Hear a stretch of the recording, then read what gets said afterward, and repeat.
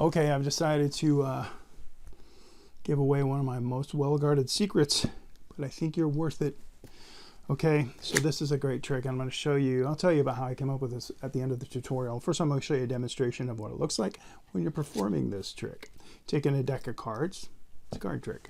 And you say, you say to your spectator, I'm going to have you select one of these cards here in this deck, but I don't want to do it this way, obviously, because if I do it that way, I can see what you're looking at. We want to do it face down. That'd be more fair, wouldn't you think? If we spread the cards out and then you pick a card. I'm going to make it even more fair than that, though. I'm going to let you think of a number or call out a number, and that's how many cards we're going to count down to the card that you choose. In fact, I'll give you an example. If you chose the number 5, we would count down 5 cards. 1, 2, 3, 4, 5. 1, 2, 3, 4, 5. That would create a random landing on some random card just by you picking a number. Okay, so that's what's going to happen. Now, to make it fair, we could use a pair of dice. Since I don't have a spectator here, I'm going to use dice. You could have them call out a number or roll dice, but we're going to roll 3 times just to make sure they're not special dice. Okay, that's 1, 2. Let's take the 3rd roll, and that'll be our number. And they come up with a 10. Look at that. 6 and 4 is 10. Okay, so 10 cards is what we're going to remove, just like we said. Okay, 1, 2, 3, 4, 5, 6, 7, 8, 9, and 10. Okay, that means you landed here. If you were 1 earlier, you would have been that one, but you landed here. If you were 1 later, you would have been that one, but you landed here because you chose a 10. And they can choose any number between, say, 1 and 20. But with the dice, they got a 10. And I'm going to have them look at that card. Put these back. I want you to look at your card and memorize it. They'll do that.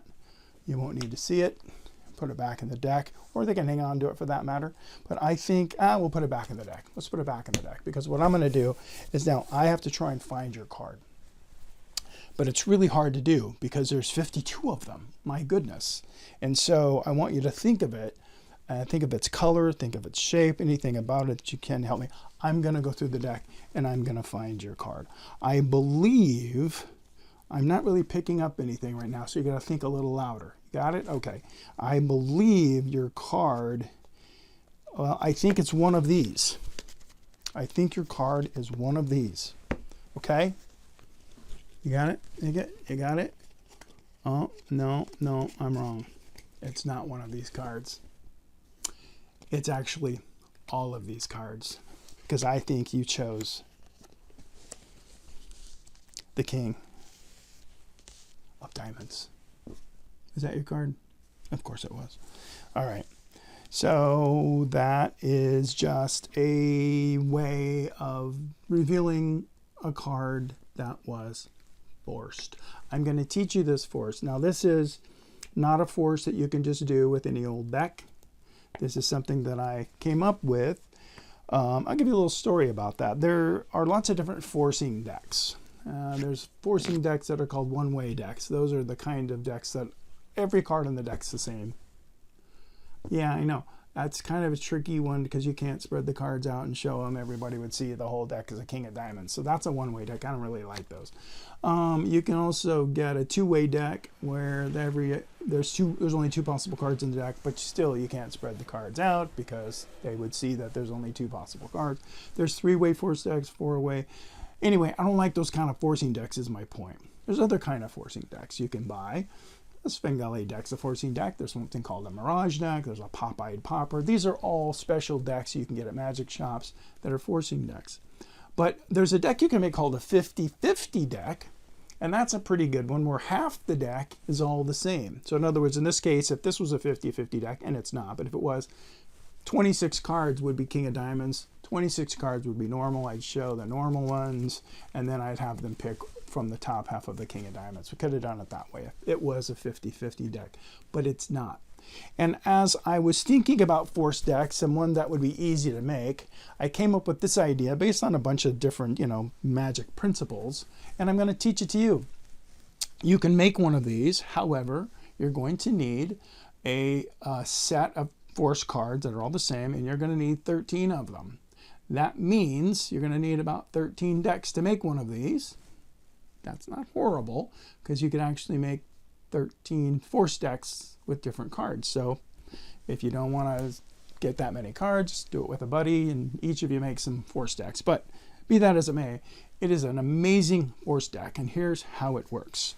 We start off with, let me give you the principle here. I'm gonna set aside 5 cards for now, but this is the principle. The bottom portion of the deck is these cards that are all indifferent, random cards. Basically 26 or so, roughly, because I have some set aside here. These are just regular cards, and these are the cards that we end up showing when we fan the deck like this, face up. And they can see they're all indifferent. The other half of the deck is not King of Diamonds, but kind of. Every other card, though, is a King of Diamonds. That's why you need 13 of them. I have a King of Diamonds, indifferent card, King of Diamonds, indifferent, King of Diamonds, indifferent, blah, blah, blah, alternating my 4. So I only have 13 Kings of Diamonds in the, we'll say, the top half of the deck, starting with the King of Diamonds in the number 1 position here. Okay, that's important, believe it or not. So I have King of Diamonds on down. So basically there's 26 cards here. 13 King of Diamonds, 13 not King of Diamonds. Okay, now I've got the other half of the deck here. These are all indifferent, and they go here. Now what I like to do is take, on top of my King of Diamonds here, 5 cards that are also indifferent. And this is part of the psychology of this deck. And what happens is I start off with the deck here, and I turn it over, just like I would do with, say, with a 50-50 deck. I would go, I'm going to have you pick a card from this deck. You can see it's shuffled, but I don't want to do it this way, face up. You can see, I would see the card you're picking. That wouldn't be fair. We got to do it face down.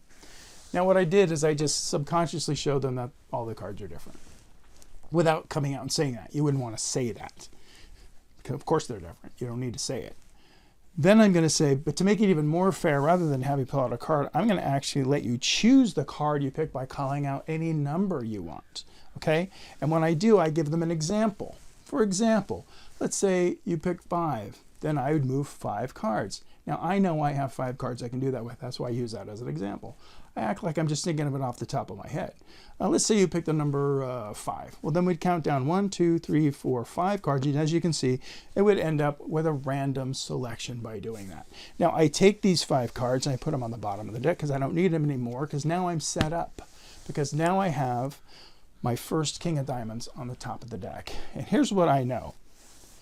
If I have a King of Diamonds in the number 1 position, that means there's 1 in 3, 5, 7, 9, and so on, up to 13. That means I need them to pick a number in that group. Now, you could say, just pick a number between 1 and 20, and most people are going to pick a number that's going to work. And here's what's important. They're either going to pick an odd number or an even number. And if they pick an odd number, it's great, because I've got a King of Diamonds at 1, 3, 5, 7, etc. So if they pick a 9, I'm going to count down to the 9th card. It's going to be the King of Diamonds. It would look like this. Oh, you picked a 9. 1, 2, 3, 4, 5, 6, 7, 8, 9. So that's your card. If it was 1 earlier, you would have had a 5. 1 later, you would have had a 6. So once again, I'm reinforcing that these are random, mixed up cards. This is why this deck works so much better than a 50-50. I'm actually showing the 2 cards around their choice. This is very, very powerful. We put these back and they take their card, and of course it's the force card, the King of Diamonds. Now that's when they pick an odd card, and there's a 50-50 chance they will. But as you saw when we rolled the dice, we got a 10, right? Which was an even number. So when I counted down, instead of going to the 10th card, because that's not a King of Diamonds, I just moved 10 cards. I did it like this. So you chose 10. So let's see, 1, 2, 3, 4, 5, 6, 7, 8, 9, 10, right? And when I do that, I square them up because I don't want this to happen. I square them up and I say, if you would have picked the one before that, it would have been a 6 of diamonds, and the one after that would have been a 5 of hearts, but you chose that one. So whether they pick an even or an odd, it works either way. If they pick an odd, you count to that card. 11 would have been better. Just count down, give them their 11th card. But if they pick an even, it's fine. I count down 10 cards, set them aside. 1 before and 1 after. But there's your card. And they choose this. Now, once they've chosen the King of Diamonds, you can do whatever you want to reveal it. You're on your own. There's lots of ways to reveal a card that you have forced. You could do lots of things with it. I just did this because I wanted to do something different. You could take 4 jokers. I just took some blank cards and I wrote the King of Diamonds on them because I thought that would be good. And the way I did it, if you want to do this, I actually put it in the middle of the deck, right where they break. So here's all my random cards. There's my 5 indifferent on top, right, like this. I made sure these written on cards were hidden in here, like that. And I also noticed, I put it right next to the King of Hearts on purpose, just as a marker to know not to go past that. But anyway, I've got it like this. Here's my indifferent cards. When I spread them and say, okay, I'm going to have you choose a card from this packet, I know not to go past the King of Hearts when I'm doing this, because if I do, I'll get, you know, my prediction there. So as I'm spreading these cards, I can go as far as the King of Hearts in my case. So put whatever marker card you want, but that one is easy for me to remember. So I'm basically showing cards all different and not giving away my prediction. Then I can turn them over and do the trick. Force the King of Diamonds. However they land on it, they're going to land on the King of Diamonds. The dice is a good way to do it because it forces them to stay in that group. But I've done this many times with people. Just pick a number between 1 and 20. Most people are going to pick 12, 13, 14, or 15, honestly, somewhere in there. And that's great when they do, because those numbers all work. And then you do the thing. You show the King of Diamonds, put it back in the deck, and say, "Now I think I'm going to find your card." And all I'm doing is I'm going right to the middle of the deck where those 4 silly cards are. Say, "Okay, I think it's one of these cards. I think it's one of these cards." They go, "No, actually, it's not one of these cards. It's actually all of these cards." The King of Diamonds. Boom. So anyway, that's just a way to reveal a force card. The real point of this video is this monster of a forcing deck I call the quarter deck. I'm going to be honest with you. I've never seen one before. Maybe someone's thought of it before, and maybe someone's invented one, and maybe somebody sells one in a magic shop somewhere. But if they do, I've never seen it. So I had to make it for myself, and now you can. You'll need 13 decks.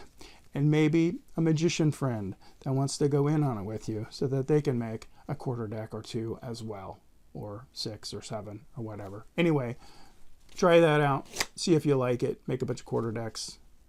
It's pretty cool.